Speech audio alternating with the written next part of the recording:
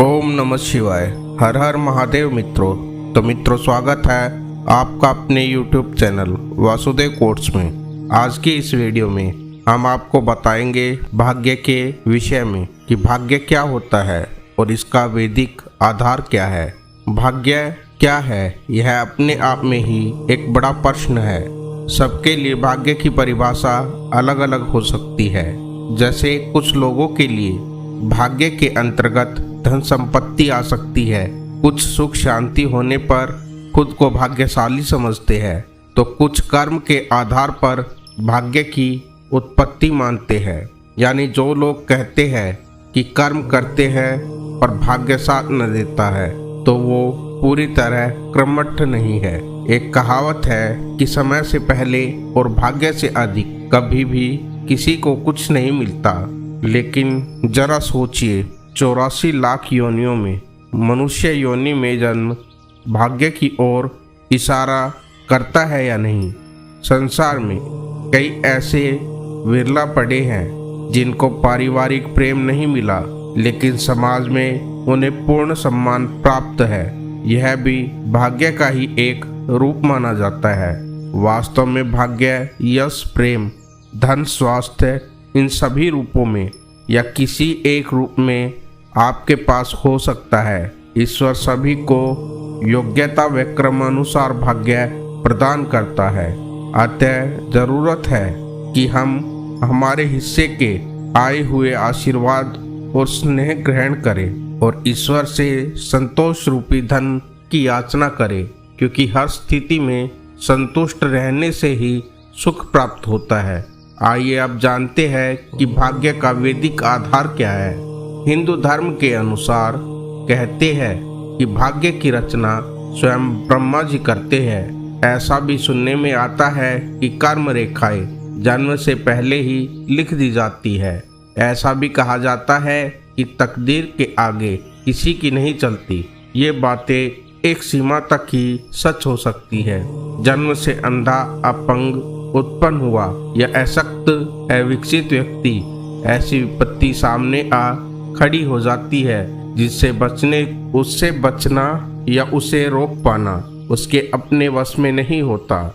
अग्निकांड, भूकंप, युद्ध, महामारी, अकाल मृत्यु, दुर्भिक्ष, रेल मोटर आदि द्वारा क्षति पहुंचना, चोरी डकैती होना, ये कई ऐसे अवसर आ जाते हैं और ऐसी विपत्ति आ जाती है जिसे बच सकना या रोका जाना अपने वश में नहीं होता।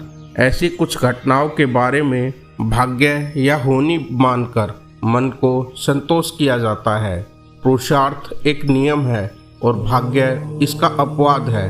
अपवादों को भी अस्तित्व तो मानना पड़ता है, पर उनके आधार पर कोई नीति नहीं अपनाई जा सकती, कोई कार्यक्रम नहीं बनाया जा सकता। कभी कभी स्त्रियों के पेट में मनुष्याकृति से विभिन्न आकृति के बच्चे जन्म लेते देखे गए हैं। कभी कभी कोई पेड़ असमय ही फल फूल देने लगता है। कभी कभी ग्रीष्म ऋतु में ओले की बारिश आ जाती है। यह अपवाद है।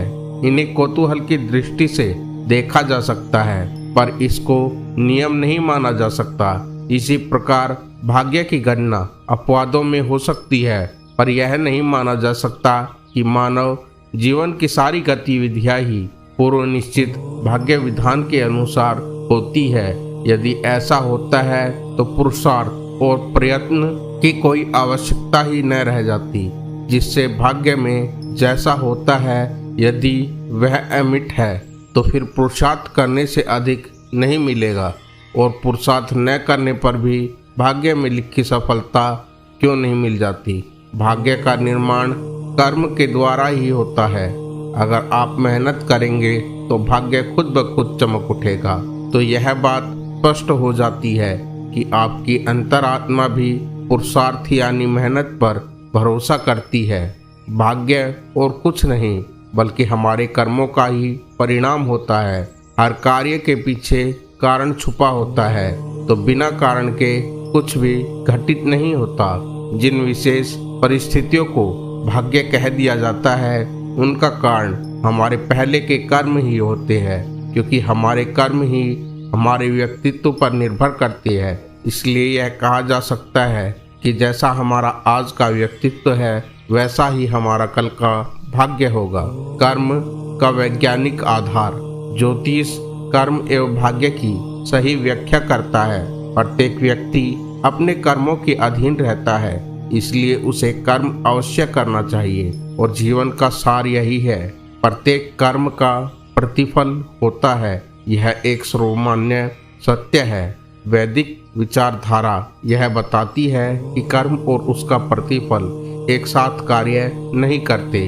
हमें अक्सर किसी कर्म का फल बहुत अधिक समय के बाद फलित होता दिखाई देता है।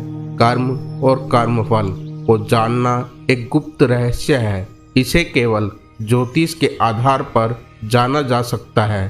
प्रत्येक व्यक्ति को अपनी इच्छाओं का मेल अपनी योग्यताओं से करना चाहिए। नंबर 1 है पुनर्जन्म। दूसरा है कर्म। मनुष्य कर्म करने से बच नहीं सकता। यह संभव ही नहीं है कि मनुष्य कर्म न करे। तीसरा है कर्मफल के अंतर्गत अच्छे या बुरे कर्मों का भोग, यही कर्म चक्र है। मनुस्मृति में कहा गया है कि प्रत्येक मनुष्य अपने कर्म का अच्छा या बुरा फल अवश्य भोगता है। पुनर्जन्म के विषय में हिंदू वैदिक ज्योतिष की आस्था है, तभी तो भगवत गीता में भगवान श्री कृष्ण ने कहते हैं कि जिसका जन्म हुआ है उसकी मृत्यु निश्चित है। उसी प्रकार जो मर गए हैं उनका जन्म भी निश्चित है। भाग्य रूपी बीज से जो वृक्ष तैयार होता है वह कर्म है। प्रकारांतर से कर्म वृक्ष का बीज भाग्य है। इस बीज को प्रारब्ध यानी भाग्य कहा गया है। बीज 3 प्रकार के होते हैं।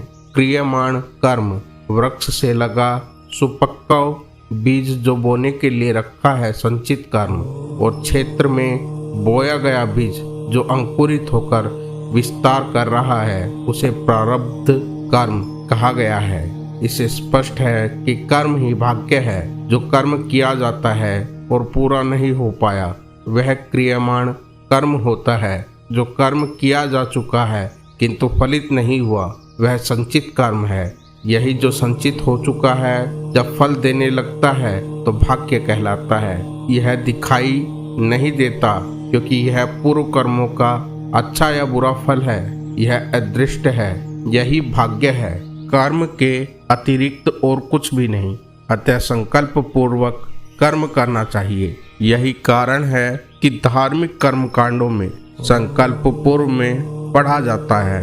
यह संकल्प व्यक्ति का पीछा करता रहता है। जब तक कर्ता नहीं मिल जाता तब तक वह उसे ढूंढता रहता है, भले ही इसमें पूरा युग क्यों न लग जाए। सैकड़ों जन्मों तक कर्ता को अपने कर्म का फल भोगना ही पड़ता है।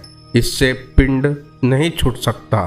शास्त्र में कहा गया है, जिस प्रकार हजारों गौओं के झुंड में बछड़ा अपनी माता को ढूंढ लेता है, उसी प्रकार मनुष्य द्वारा किए गए कर्म अपने कर्ता को ढूंढ लेते हैं। आशा करता हूँ आपको वीडियो में दी गई जानकारी पसंद आई होगी, तो कृपया वीडियो को लाइक करें, कमेंट करें और शेयर करें। मिलते हैं आपसे अगली वीडियो में। तब तक के लिए हर हर महादेव।